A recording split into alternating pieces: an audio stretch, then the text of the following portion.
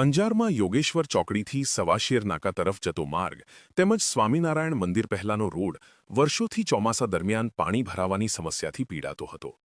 ભારે વરસાદ બાદ રસ્તા વચ્ચે ઘણા દિવસો સુધી પાણી ભરાઈ રહેતા વાહન ચાલકો, રાહદારીઓ તેમજ આસપાસના ગ્રામ્ય વિસ્તારના લોકોને ભારે હાલાકીનો સામનો કરવો પડતો હતો।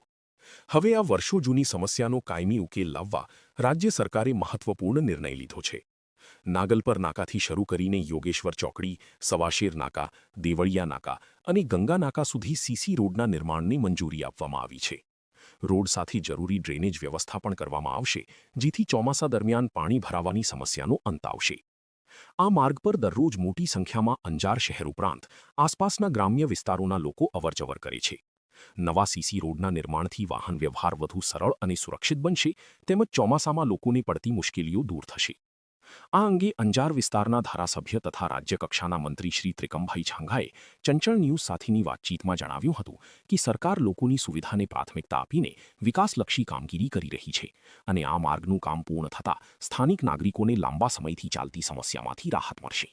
વર્ષોથી યોગેશ્વર ચોકડીથી સવાસર નાકા તરફ જતો રસ્તો અને સ્વામિનારાયણ મંદિર પહેલાં જે એકદમ ચઢાણ હતું અને બે બાજુ ચઢાણ અને વચ્ચે એટલો ઢોળાવ હતો કે જેને કારણે ત્યાં ચોમાસામાં 4-4 ફૂટ પાણી ભરાતું હતું, દિવસો સુધી પાણી ત્યાં રહેતું હતું। એને પરિણામે ત્યાંથી અવરજવર કરનાર સોસાયટી વિસ્તાર કે રહેણાંક વિસ્તારનો તો ખરા જ, પરંતુ ગ્રામ્ય વિસ્તારના નાની નાગલપર, મોટી નાગલપર, સિનોગરા, કંભરા, પાંતિયા, ચંદિયા, ભલોટ, ભુવડ, બથળા, ખેડોઈ બધા લોકોને ખૂબ મુશ્કેલી આવવા જવામાં પડતી હતી।